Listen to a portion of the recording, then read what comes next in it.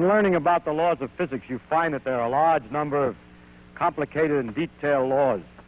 The laws of gravitation, of electricity and magnetism, nuclear interactions, and so on and so on. But across the variety of these detailed laws, there sweep great general principles, which all the laws seem to follow. Now, these principles are, for instance, the principles of conservation, certain qualities of symmetry, the general form of quantum mechanical principles, and unhappily or happily, as we spoke about last time, the fact that all the laws are mathematical. And tonight I want to talk about the conservation principle. Now, a principle of the physicist uses all ordinary words in a peculiar manner, which is unfortunate. For example, conservation law means this, the way he uses the words, is that there is a number which you can calculate at one moment, and as nature undergoes its multitude of changes, this number doesn't change. That is, if you calculate again this quantity, it'll be the same as it was before. An example is the conservation of energy. There's a quantity that you can calculate according to a certain rule, and it comes out the same answer after no matter what happened. Now, you can see that such a thing is possibly useful. It's analogous to this. Suppose that the physics or the nature is made analogous to a great chess game that we're watching with millions of pieces on it, and we're trying to discover the laws or the rules by which the pieces move. And the great gods who play these chess play it very rapidly. It's hard to watch, and it's difficult to see, and we're catching on to some of the rules. But there are some rules which we could work out which do not require that we watch every move. For instance, if there's one bishop only on the board, since the bishop moves diagonally, it never changes its color. So if there's a red bishop on the board and we look away for a moment while the gods play for a few minutes, look again, we can expect that there's a red bishop on the board. Maybe in a different place, but the same the same color, square. And this is in the nature of a conservation law. We don't need to watch the insides, but we at least know something about the game anyway. It's true that in chess, this particular law is not necessarily perfectly valid. If we watch long enough, it could happen that the bishop is captured while we weren't looking, a pawn went down to queen, and the god decided that it was better to put a bishop instead of a queen in the place of that pawn, and it was on a black square. And so, unfortunately, it may well turn out that some of the laws which we see today may not be exactly perfect, but I'll tell you how it looks now.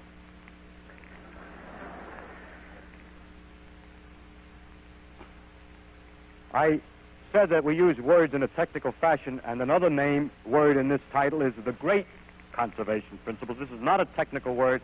It was merely put in to make the title sound more dramatic. Just as well call them the conservation law. If you wish, there are a few conservation laws that don't work, that are only approximately right, that are kind of useful, and we might call those the little conservation laws. I'll mention one or two of those. But the other ones that I'm going to mention are, as far as we can tell today, absolutely accurate. The easiest one to understand is the one I'll start with, and that's the conservation of electric charge. There's a number, the total electric charge on a thing, which, no matter what happens, doesn't change. Of course, the total electric charge in the world, rather, is what doesn't change. The charge may go from one place to another, but if you lose it here, you'll find it over there. So the conservation is of a total of the electric charge. This was discovered experimentally, or demonstrated experimentally, by, I am embarrassed to say, I don't remember whether it was, I think it's Faraday, but it might have been Franklin. Anyway, it's somebody whose name begins with F. And I know at least this much, that it isn't Feynman anyway, but it's... At any rate, the experiment consisted of getting inside of a great globe of metal, on the outside of which was a very delicate galvanometer to look for charge on the globe, because small amounts of charge would make a big effect.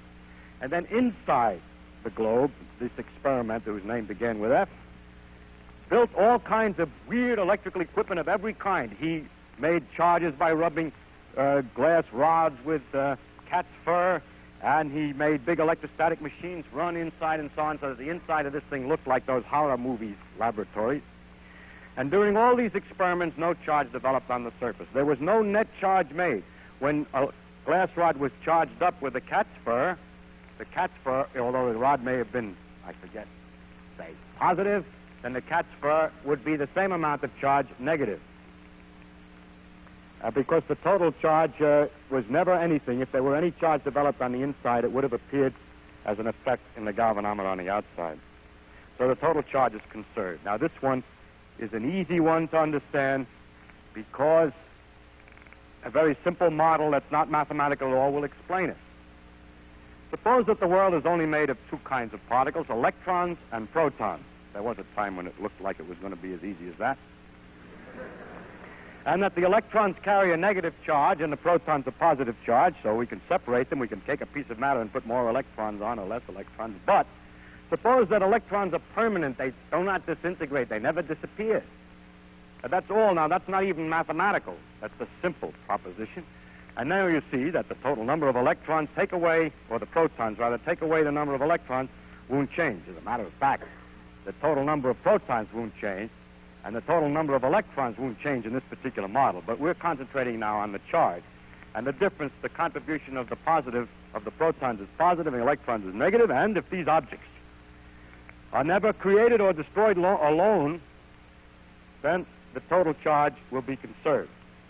I want to list later on the number of properties of conserved quantities, and I start with the one about charge that we're talking about, and we mark down here that it is conserved. And that's the beginning. This goes yes. So that's the first. The chart will expand as we go along. This theoretical interpretation is very simple, but it was later discovered that electrons and protons are not permanent. For example, a particle called a neutron can disintegrate into a proton and an electron, plus something else which we'll come to. But the neutron, it turns out, is electrically neutral.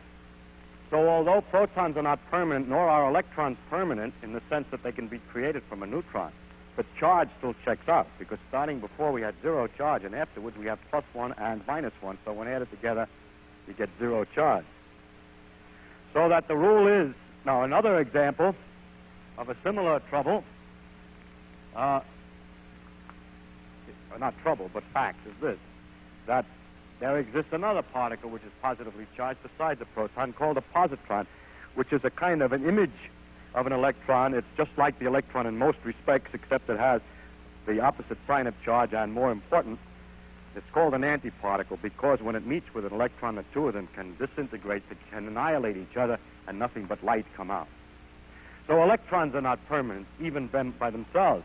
An electron plus a positron will just make light.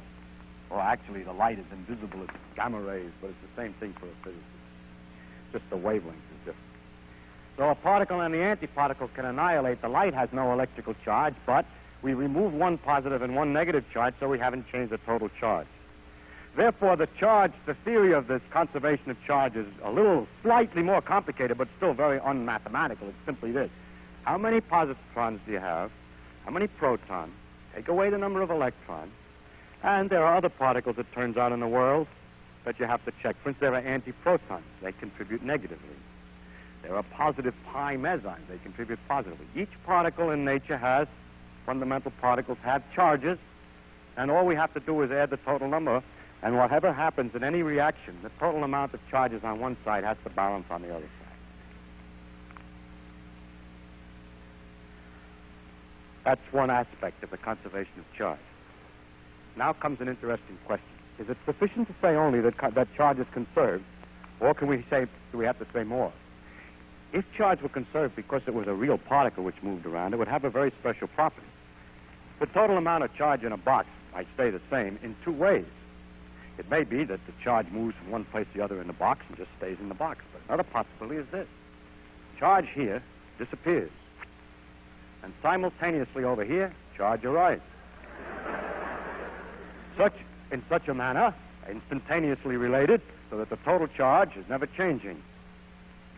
This possibility for the conservation is a different kind than the other one, in which if anything happens that the charge goes away here, something has got to go through the in-between. Something goes past you. If you stood there and watched, something would go by. The second form of charge conservation is called local charge conservation, and is far more detailed than the simple remark that the total charge doesn't change. So you see, we've been proving our law, if in fact it's true, that charge is locally conserved. It is true. That it must be true, of course, nothing can be proved without some other things, but as I desire to show you from time to time as much as possible some of the possibilities of reasoning interconnecting one idea with another, I would like to show you an argument which is fundamentally due to Einstein, which indicates that if anything is conserved, and in this case I apply it to charge, it must be conserved locally, provided one thing, provided that if two fellows are passing each other in a spaceship, the argument about which guy is doing the moving and which one is standing still cannot be resolved by any experiment.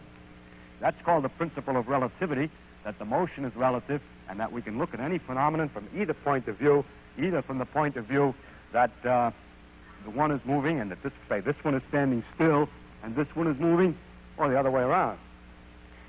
Now, suppose I take this point of view that this one is the one that's moving past him. Don't forget, that's just temporary. You can also look at it the other way, and you must get the same phenomena of nature.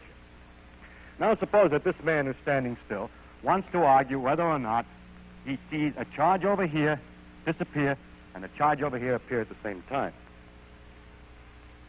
In order to make sure that it's the same time, he can't sit in the front of the ship because he'll see one before he sees the other on account of light. So let's suppose that he's very carefully sits dead center in the middle of the ship, right here, and looks, he's right in the middle, halfway in between.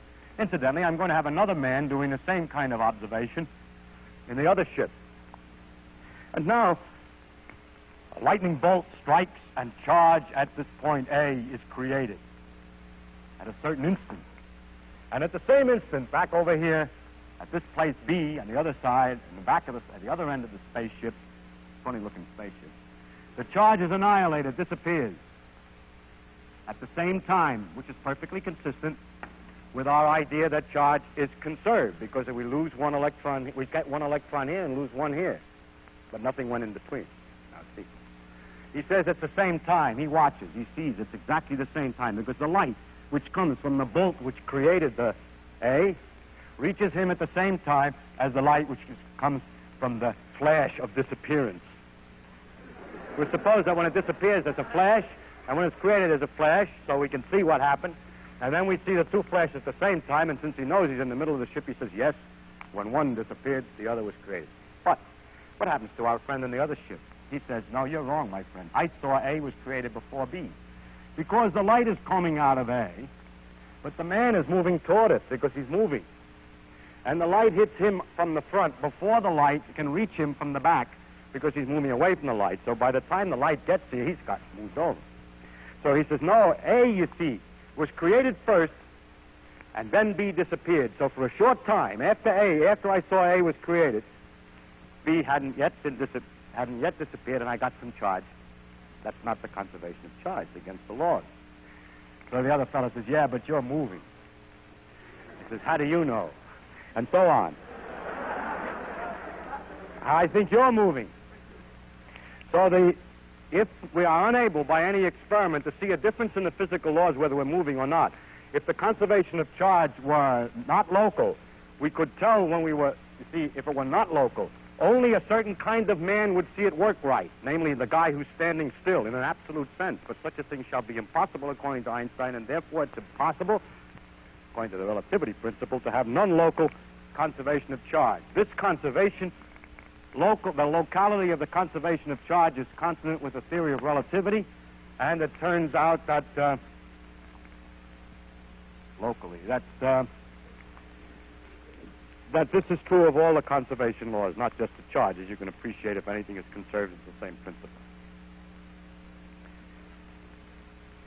Now, another interesting thing about charge, which has nothing to do with the conservation law and is independent of that, is a very strange one for which we have no real explanation today. And that is that the charge always comes in units. When we have a particle that's charged, it's got one charge or two charge or -1 or -2. It's a nice little lumpy unit and has nothing to do with the conservation of charge, but I can't help writing down that it comes in units, the thing that's conserved. And that's very nice that it comes in units, because that makes the theory of conservation of charge very easy to understand. It's just a thing which we count, which goes from place to place. Finally, it turns out technically that the total charge of a thing is very easy to determine electrically, because the charge has a very important characteristic. It's the source of the electric and magnetic field. Charge is a measure of the interaction of an object with electricity, with electric field. And so the other item that we should put here on the list is that this is a source of a field. In other words, the electricity is related to the charge. So the particular quantity which is conserved here has two other aspects which are not connected with the conservation directly, but are interesting in either way. One is that it comes in units, and the other that it's the source of a field. Are there other examples? There are many conservation laws. I give some more examples of conservation laws of the same type as the charge, in the sense that it's merely a matter of counting. There is a conservation law called the conservation of baryons. A neutron can go into a proton. If we count each of those as one tien, then we don't lose the number of tiens. The word tien is actually substituted by baryon, which is equally mysterious and meaningless. The neutron carries one baryonic charge unit, or represents one baryon. Then a proton represents one baryon. All we're doing is counting and making big words. And so the total number, if this reaction occurs, the total number of baryons doesn't change. It does turn out, however, that there are other reactions in nature. For example, a proton plus a proton can produce rather great variety of strange objects. A lambda, a proton, and a K plus, for instance. These lambda and K plus are names for peculiar particles. Now, from this one, you put two baryons in, you see one come out, so possibly one or the other is one. But if you'll study the lambda later, you'll discover that it very slowly, this is easy for it, and this is hard for it to do, it disintegrates into a proton and a pi, and ultimately the pi disintegrates into electrons and whatnot. But what you've got here is the baryon coming out again. So we think that the lambda has a baryon number, but the K does not, has 0. And so in counting these other numbers, we have a similar situation with baryons. So we have charge, and then we have baryon number, with a special rule that the baryon number is the number of protons, plus the number of neutrons, plus the number of lambdas, minus the number of antiprotons, minus the number of antineutrons, and so on. It's just a counting proposition. It's conserved. It comes in units. And nobody knows, but everybody wants to think, by analogy, that it's the source of a field. We are trying to guess at the laws of nuclear interaction. And the reason we make these kind of tables is this is one of the trick ways of guessing at nature. If this is the source of a field and this does the same thing, it ought to be the source of a field too. Too bad so far it doesn't seem to be, or for sure isn't anyway. We don't know. Sometimes people think it is, sometimes not. We don't know enough to be sure about that question. Now it turns out that there is a very peculiar thing. I would like to mention, there are one or two more of these counting propositions called lepton numbers and so on, but you learn nothing new, the same idea. Just counting.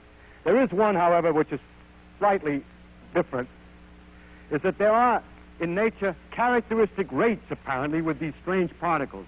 There are rates of reactions which are very fast and very easy reactions to do, and others that are very slow. I don't mean easy and hard in a technical sense. It's a little, actually doing the experiment. It's got to do with the rates at which these reactions occur when the particles are present. Anyway, there's a clear distinction between this kind of a reaction and this. And it turns out that if you take only faster, easy reactions, that there's one more counting law in which the lambda gets a -1 and the K plus gets a +1, and it's called the strangeness number, or hyperon charge, rather. And the proton gets 0. And in that particular rule is right for every easy reaction, but it's wrong for the slow reaction. And then we have a conservation law called the conservation of strangeness, or the conservation of hyperon number, which is nearly right, which is very peculiar. So that's why the stuff has been called strangeness, the number. It's nearly true, and nearly true. But in trying to understand the strong interactions which are involved in nuclear forces, since as far as the strong interactions are involved, the thing is conserved, that has made people propose that for the strong interactions, that's again a source of a field, but we don't know. But it's this, I bring these matters up to show you how the conservation laws are used to guess new laws.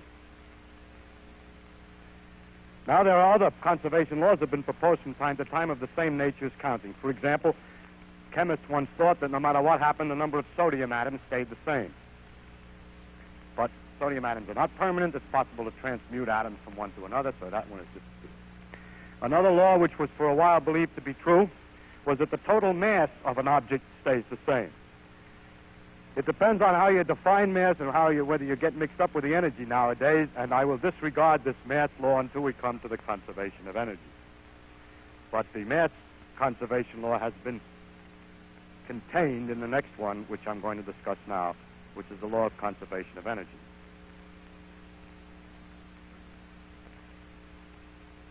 The law of conservation of energy is the most difficult abstract one and the most useful, as a matter of fact, of all the conservation laws. It's more difficult to understand than the charge in these other ones, because in the charge in these other ones, it's obviously merely, the mechanism is perfectly clear. It's a conservation of the object, sort of. I mean, not quite, because of this problem that we get some new things from old things, but it isn't, it's really a matter of counting. But the conservation of energy is a little more difficult. Here we have a number which is not changed in time, but the number doesn't represent the number of any particular thing. I would like to make a kind of silly analogy to explain a little bit about it. And I want you to imagine that a mother has a very difficult child. Well, not necessarily difficult, but she has a child who she leaves alone in a room with 28 blocks. The indestructible, absolutely indestructible blocks, like the charge. And the child plays with the blocks during the day, and when the mother comes back, she discovers, indeed, there are 28 blocks. She checks all the time the conservation of blocks. Well, this goes on for a few days until one day when she comes in, there are only 27 blocks.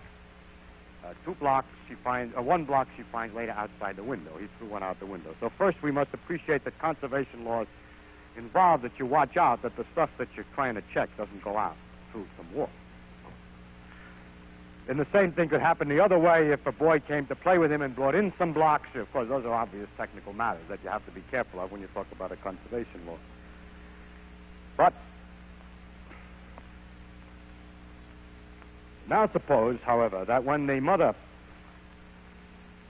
comes to count the blocks, she finds there are only 25 blocks, but suspects that in a little toy box, in a box that the boy has, he has hidden the blocks. So she says, I'm going to open the box. He says, no, you cannot open the box. How can she tell? She's a very clever mother, unlike most. She would say, the box weighs, I know when it's empty, 16 ounces, and each block weighs 3 ounces, so what I'm going to do is I'm going to weigh the box. So she would have another thing, number of blocks seen plus weight of box minus 16 ounces divided by 3 ounces. And that adds always the same to 28. Goes on for a while until it doesn't check. But she notices that the dirty water in the sink is changing its level. So we have the water level. Height of water in sink minus 6 inches, which it is when there's no block in it, divided by 1/4 of an inch, which is the height that the water rises when a block is in the dirty water. Now, as the boy becomes more ingenious and the mother continues to be ingenious, more and more terms must be added on here, which all really represent blocks, but from a mathematical standpoint are abstract calculations, because the blocks are not seen.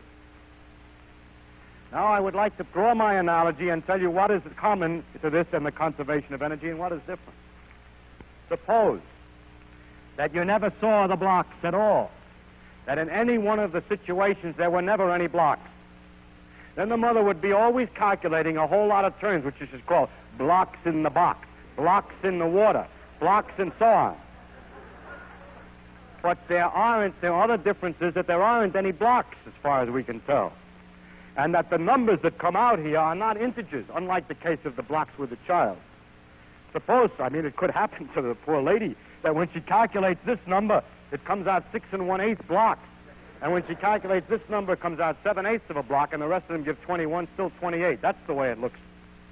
So what we discover is that we have a scheme in which we can find a sequence of rules, and from the rules, each one of the different kinds of calculations we call calculating the same thing, number of blocks, or energy, by different rules.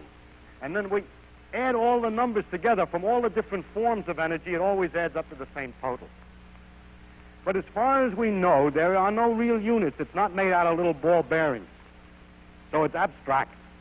It's purely mathematical. There exists a number such that you can calculate and it doesn't change. I cannot interpret any better than that. And this energy has all kinds of forms, analogous to the blocks in the box and blocks in the sink water and so on. There is energy due to motion. It's called kinetic energy. There's energy due to gravitational interaction, the gravitational potential energy it's called. There's a thing called thermal energy, electrical energy, light energy, elastic energy, and springs and so on, chemical energy, nuclear energy, and there is also an energy that a particle has from its mere existence, an energy that depends on its mass directly. That's a contribution of Einstein, as you undoubtedly know. E equals mc squared is what I was talking about, which is a famous equation, this mystic law. Now, actually, although I mentioned a large number of energies, I would like to explain that we're not completely ignorant about the thing and that we understand the relationship of some of them.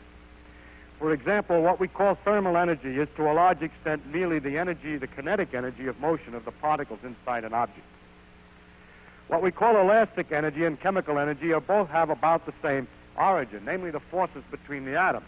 When the atoms rearrange in a new pattern, some energy is changed. That quantity changes. That means that some other quantity has to change. So, for instance, if the chemical energy changes, then heat energy is changed. So that in burning something, the chemical energy changes, and you find heat where you didn't have the heat before, because it all has to add up to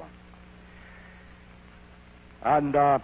But elastic energy and chemical energy are both interactions of atoms, and we now understand the interactions of the energies of the atoms, or those chemical interactions, or those interactions of the atoms, to be a combination of two things. One is electrical energy, and the other is kinetic energy. Again, only the formula for it is quantum mechanical instead of the usual. It's a little different one. Light energy is nothing but electrical energy, because light has now been interpreted as an electric and magnetic wave. The nuclear energy has is not represented in the terms of the others, but as a result of what do we say? Due to nuclear forces. Well, we didn't say anything. But nuclear energy is not connected yet to the others. I'm not just talking about the energy released. In the uranium nucleus, there's a certain amount of energy, and then when the thing disintegrates, it changes the amount of energy in the nucleus, but the total amount of energy in the world doesn't change, so a lot of heat and stuff is generated in the process in order to balance that thing out. Now, this conservation law is very useful in many technical ways, and I wish I could give you a number of them. I'll give you some very simple ones to show you how, from the conservation of energy and knowing the formulas for the energy, which are not those, you can calculate, you can see what some certain things have to happen. In other words, many laws are not independent laws, but are just secret ways of talking about the conservation of energy, or better. Knowing the conservation of energy, you can understand a lot of laws. The simplest one is a lever. If this is a lever on a pivot, and let's say this distance is 1 and this distance is 4 times, 1 foot and 4 feet, then first I must give you the law for gravity energy. And the law for gravity energy is to take, if you have a lot of weight, you take the weight of each weight and multiply it by the height above the ground and add this together for all the weights, and that gives all the gravity energy. Now let's put the ground right here.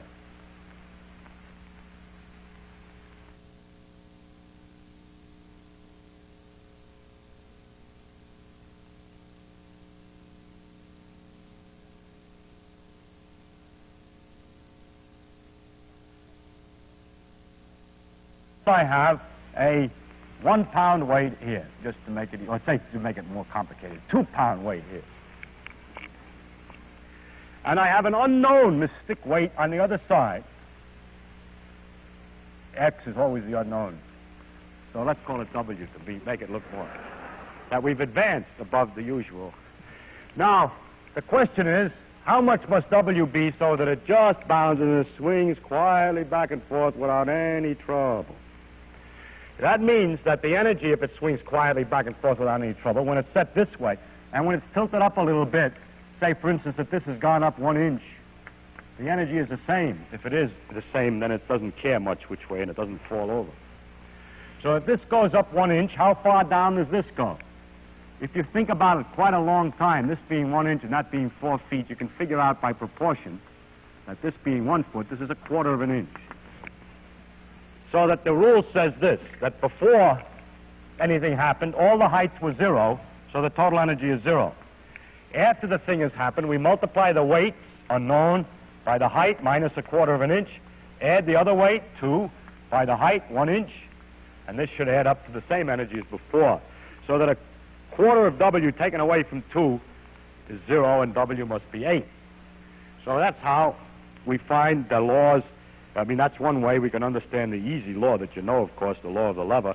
But it's interesting that not only this one, but hundreds of others of the physical laws can all be closely related to the various forms of energy. So I illustrate that only to illustrate how useful it is.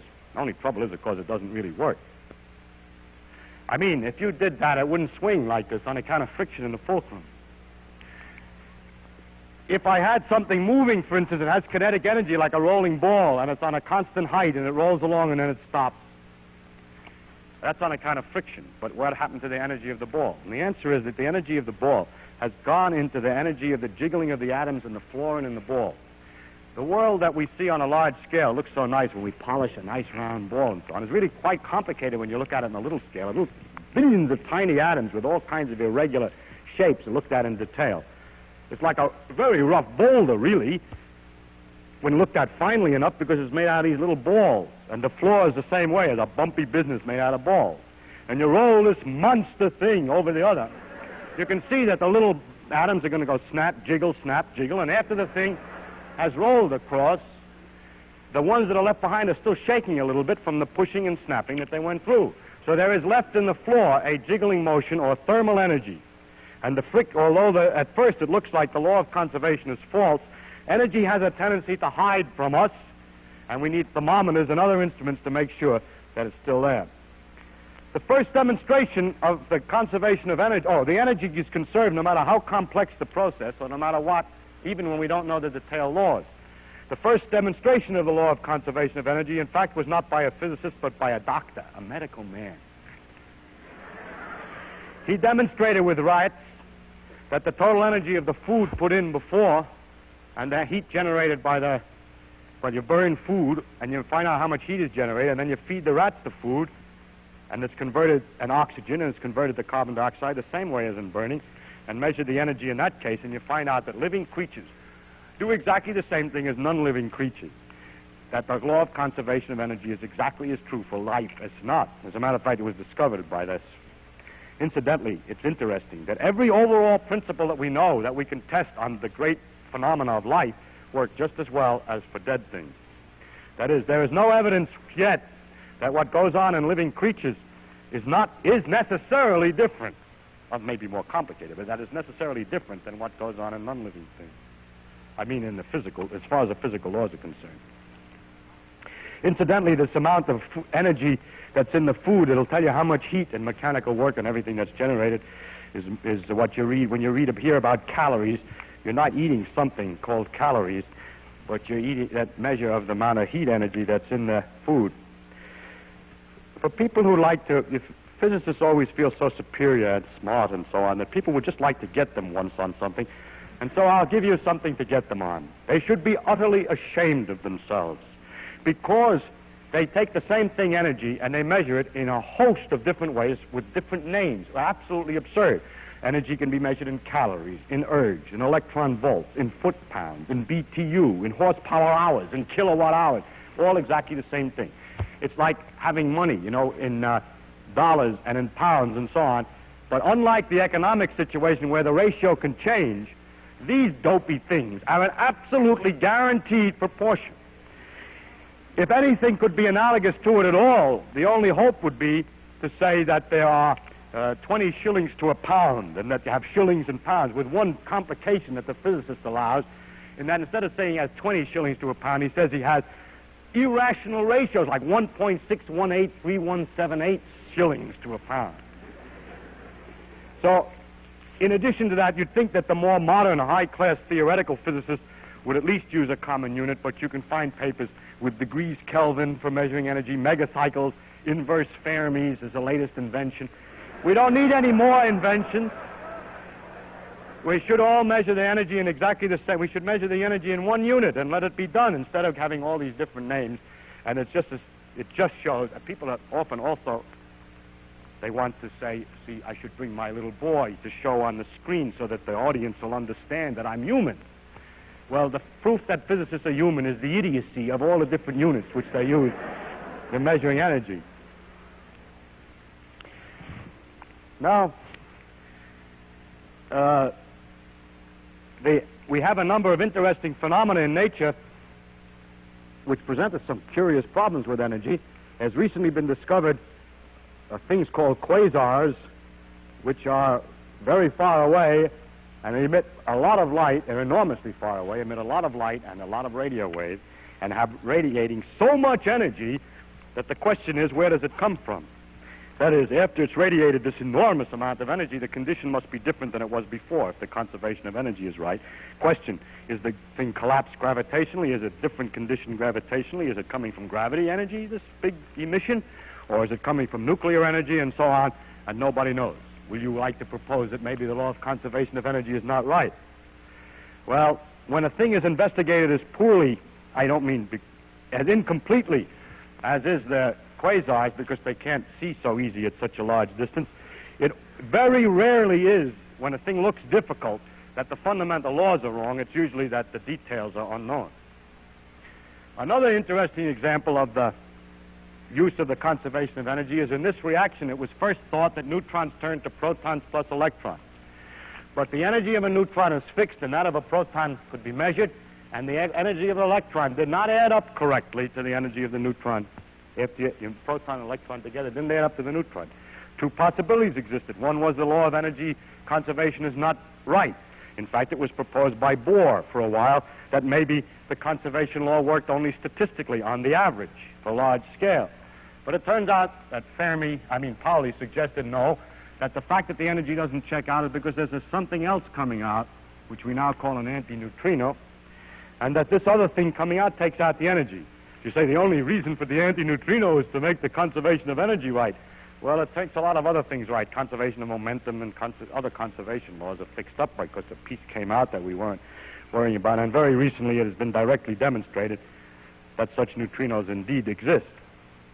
That illustrates a point. Why are we able to extend our laws to regions that we're not sure? How is it possible? Why are we so confident? Because we check the energy conservation here, then when we get a new phenomenon, we say it's got to satisfy the conservation of energy. And every once in a while you read in the paper that the physicists have discovered one of their favorite laws is wrong. It's not a mistake to say that it's true in a region where you don't look yet, when you haven't looked yet. If you will not say that it's true in a region that you haven't looked yet, you don't know anything. If the only laws that you find are those which you just finished observing, then you can't make any predictions, and the only utility of the science is to go on and to try to take guesses. You see, the most likely thing is that the energy is conserved in other places. So what we do always is to stick your neck out. People like this, and that of course means that the science is uncertain. The moment that you make a proposition that about a region of experience that you haven't directly seen, then you must be uncertain. But we always must make statements about the regions that we haven't seen, or is no use in the whole business. For instance, in early experiment, the mass of an object changes when it moves because of the conservation of energy. The energy associated with the motion appears as an extra mass because of the relation of mass and energy. So things get heavier when they move. It was first believed by Newton that this wasn't the case, that the masses stayed constant. And so when it was discovered that that was false, everybody say it was a terrible thing the physicists found out they were wrong. Why did they think they were right? the effect is very small. Only when you get near the speed of light does it make any difference. If you spin a top, it weighs the same as if you don't spin it within million, very, very fine fraction. So you could say, oh, they should have said, if you do not move any faster than so-and-so, then the mass doesn't change. That would then be certain. No. The experiment happens to be done only with tops made out of wood, copper, steel, and so on. So we should have said that tops made out of copper, steel, wood, and so on, when not moving any faster. You see, we do not know all the conditions that we need for an experiment. It is not known whether a radioactive top would have a mass that's conserved. But we have to take a guess. So in order to have any utility at all to the science, in order not simply to describe an experiment that's just been done, we have to propose laws beyond their range, and there's nothing wrong with that. That's the success. That's the point. And that makes the science uncertain. If you thought before that science was certain, well, that's just an error on your part. Now there are so we have here the energy, which we could put in our list.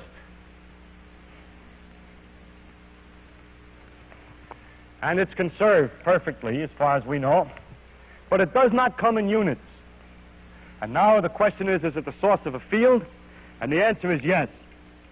Einstein understood gravitation as being generated by energy. Energy and mass are equivalent, and Newton's interpretation that the mass is what produced the gravity has been modified to being the energy that produces the gravity. There are other laws that are similar to the conservation of energy in the sense that they're numbers. I haven't very much time to describe them, but I'll mention what they are. One of them is the momentum. It means if you take all the masses in an object and multiply them by the velocities, for instance, and add it together, that's the momentum of the particles in it anyway. And that total amount of momentum is conserved. The energy and the momentum are now understood to be very closely related, and so I should be in the same column in this conservation law. Another example of a conserved quantity is angular momentum, an item which we discussed some time before. The angular momentum is the area generated per second by objects moving about. For example, if an object is here and is moving, and we take any center whatsoever, then the area, the rate of change, the speed at which this area increases, multiplied by the mass of the object, and added together for all the objects, is called the angular momentum. And that quantity doesn't change either. So we have conservation of angular momentum.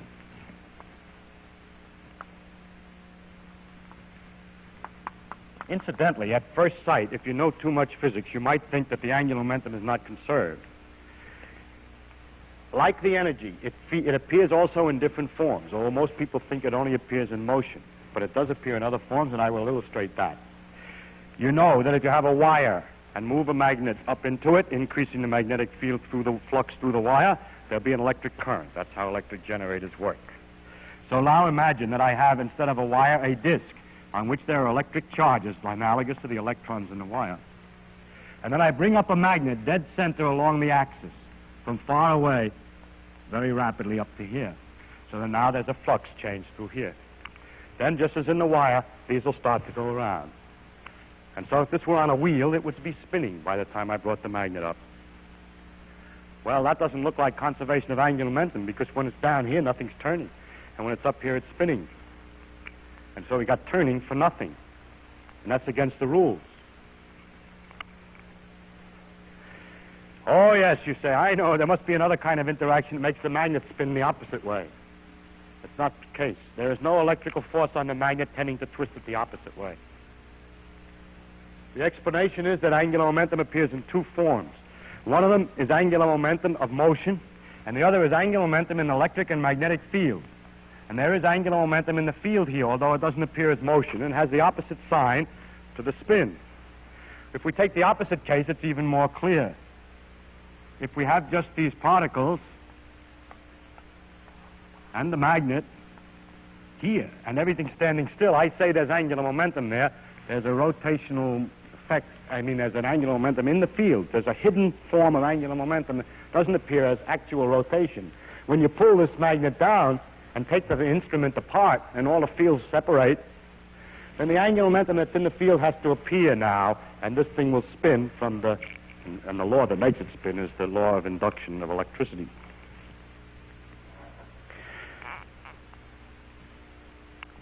Now, the question as to whether it comes in units is very difficult for me to answer. At first sight, you'd say it's absolutely impossible that angular momentum come in units, because angular momentum depends upon the direction in which you project the picture. I said that another lecture, that you have to look at this thing and see how the area changes. If you look at an angle, if you had something turning this way and you looked at it sideways, you wouldn't see any area changing. And if you looked at it not quite vertical, but just a little bit off, you see that the area changes a little bit different. A little bit different if you come at a small angle. So if angular momentum came in units, 8 units, and then you look not exactly down at the 8, but at a slight angle, it should look like a little bit less than 8. Now, 7 is not a little bit less than 8, it's a definite amount less than 8. So the darn thing can't possibly come in units. This proof, however, is evaded by the subtleties and peculiarities of quantum mechanics. If we measure the angular momentum about any axis, amazingly enough, it's always a number of units. So what to say about this is yes. But it's not the kind of unit like electric charge that you can count them inside. The angular momentum, although it does come in units in a mathematical sense that the number that we get in any measurement is a definite integer times a unit, we cannot interpret that in the same manner that we interpret this in the case of electricity, that there's this one and see another one. You see those little 6 units in there? You can't see the units, you see, but it comes out always integer anyway, which is very peculiar.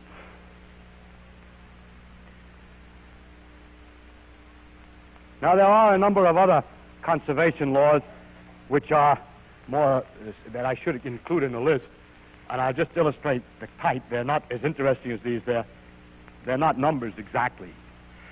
If the laws of physics are nice, and if we were to start some kind of a device off with particles moving which had a certain definite symmetry, suppose that we had some objects that were like this, and that the exact way that they were moving was such that it was bilaterally symmetrical.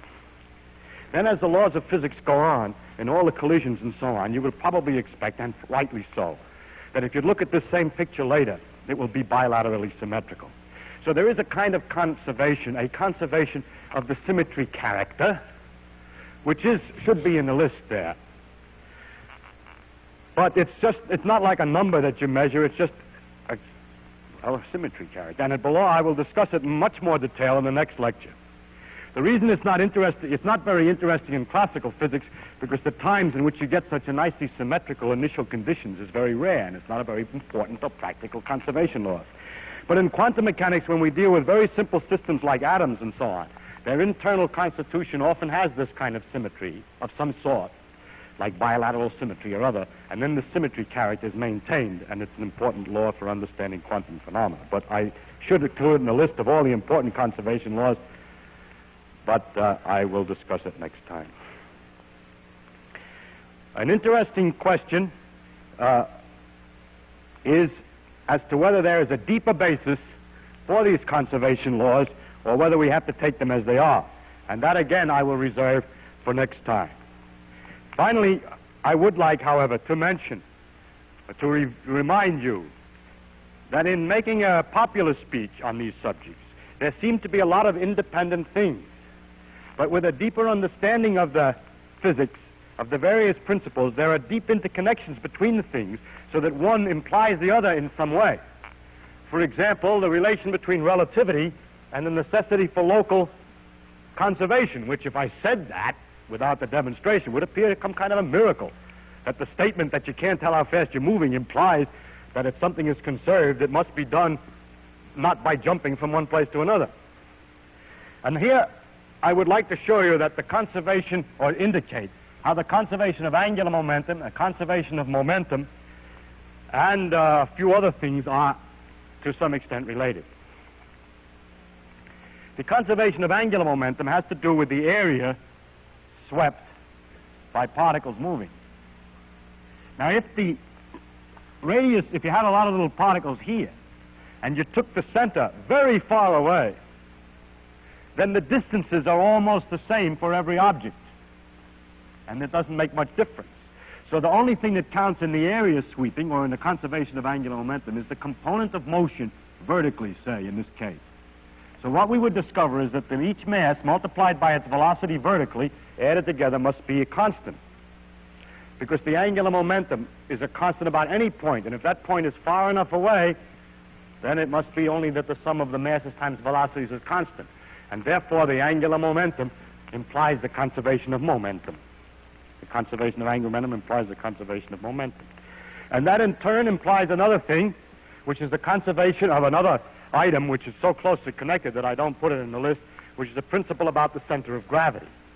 That a mass in a box cannot just disappear here and move over here by itself. That's nothing to do with conservation. You think, well, you still got the mass, and I moved it from here to here. Charge could do that, but not a mass. Let me explain why. Suppose, since the laws of physics are not affected by motions, that this box was drifting slowly upwards. And take a point not far away. Now, as it's drifting upwards, if the mass were here quiet in the box, in the beginning it has a mass here going up and producing an area at a certain rate. After the mass has moved over here, if it's going up at the same speed because the box is drifting, then the area would be increasing at a greater rate because there's a bigger length this way, although the altitudes are the same. But by the conservation of angular momentum, you can't change the rate at which the area is changing, and therefore you simply can't move one mass from one place to the other if you don't push on something else and get rid of the momentum or angular momentum. And that's the reason why the rockets in empty space can't go. But they do go. That's because we have, the rocket is what the center of gravity, that is, if you figured it out with a lot of masses, if you move one forward, you got to move others back so that the total motion back and forth of all the masses is nothing. Now, the way a rocket works is that here's a rocket which shoots some gas out of the back, and here's a gas. You see, beforehand, the rocket's standing still, say, in empty space, and afterwards it shoots some stuff out the back, and then the rocket's going forward. And the point is that of all of the stuff in the world, the center of mass, the average of all the mass, is still right where it was before. But the interesting part has moved out here, and an uninteresting part that we don't care about has moved out here. It is no theorem that says that the interesting things in the world are conserved, only the total of everything. Discovering the laws of physics is like trying to put the pieces together of a jigsaw puzzle. And we have all these different pieces, and today they're proliferating rapidly. And they're lying about. Many of them can't be fitted with other ones. Now, how do we know that they belong together? How do we know that they really are parts of one picture, one at present incomplete picture? We're not sure, and it worries us to some extent, but we get encouragement from the common characteristics of several pieces. They all show blue sky, or they're all made out of the same kind of wood. Thank you very much.